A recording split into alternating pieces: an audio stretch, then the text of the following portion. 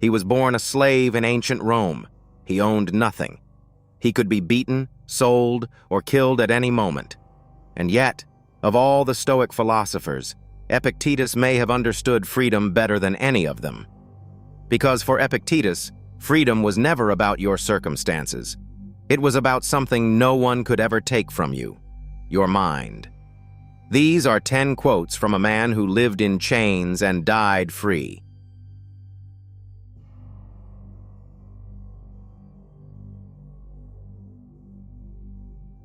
Make the best use of what is in your power, and take the rest as it happens. You are probably exhausted right now, not from working too hard, but from fighting things you cannot control. The traffic, the weather, what someone said about you, what might happen next year. Epictetus spent his whole life understanding one thing: there is a line between what is yours and what is not. And the moment you stop trying to control what isn't yours, something extraordinary happens. You get your energy back. No man is free who is not master of himself. Think about your last 24 hours. How many times did you reach for your phone without deciding to?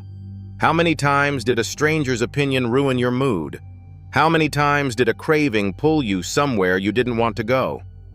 Epictetus was a slave, and he looked at free men and said, "Are you sure you're not the one in chains?" Seek not that the things which happen should happen as you wish, but wish the things which happen to be as they are, and you will have a tranquil flow of life. This is the Stoic cure for anxiety, stated plainly. We suffer not because bad things happen, but because we insist reality should match the script in our head. When it doesn't, we call it failure. We call it unfair. We call it a catastrophe. Epictetus called it Tuesday. It's not what happens to you, but how you react to it that matters. Between every event and your response, there is a space. It might be half a second. It might be invisible. But it's there. And that space is your entire life. That space is where your character lives. Epictetus said, "You cannot always choose what happens to you, but you can always choose who you are when it does." First, say to yourself what you would be, and then do what you have to do. Most people wait until they feel motivated, confident, and ready. They are still waiting. Epictetus understood something that modern psychology would confirm 2,000 years later. Identity comes before action. You don't build discipline to become someone. You decide who you are, and then act accordingly. Wealth consists not in having great possessions, but in having few wants. You are not poor. You have simply been very well trained to want things you don't need. Every advertisement you've seen since childhood was teaching you that what you have is not enough. Epictetus, who owned almost nothing, looked at that and called it what it is: a trap. The exit is not to have more. It is to want less. If you want to improve, be content to be thought foolish and stupid. Everyone who ever became great at anything looked like an idiot first. The beginner's mistakes, the questions you're afraid to ask, the attempts that fail publicly. Epictetus knew that the price of growth is visible incompetence, and most people refuse to pay it. They would rather stay comfortable and mediocre than risk looking foolish on the way to something real. The key is to keep company only with people who uplift you, whose presence calls forth your best.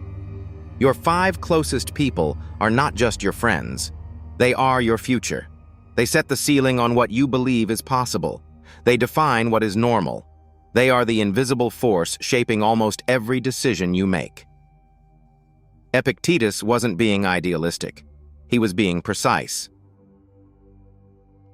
Man is not worried by real problems so much as by his imagined anxieties about real problems. 90% of what keeps you awake at 3 in the morning will never happen. And the 10% that does happen, you will handle it when it arrives, with resources you don't yet have. The suffering you feel right now, tonight, is almost entirely a story you are telling yourself. Epictetus knew this. He saw it everywhere. He is a wise man who does not grieve for the things which he has not, but rejoices for those which he has. This is not toxic positivity. This is not pretending problems don't exist. This is something far more radical, actually noticing what is already here. The fact that you are breathing, that your mind is working, that you found this video. Epictetus lived in chains and found reasons to be grateful. What is your excuse? Epictetus died free. Not because his circumstances changed, they didn't, but because he understood the only freedom that can never be taken, the freedom of how you respond to the world. If these words stayed with you, if you want to carry this wisdom into your daily life, we created a set of Epictetus Wisdom Cards, beautifully designed for daily reflection. The link is in the description. And if this video gave you something, subscribe. Because every week, we bring you one philosopher, 10 lessons, and a new way of seeing the world.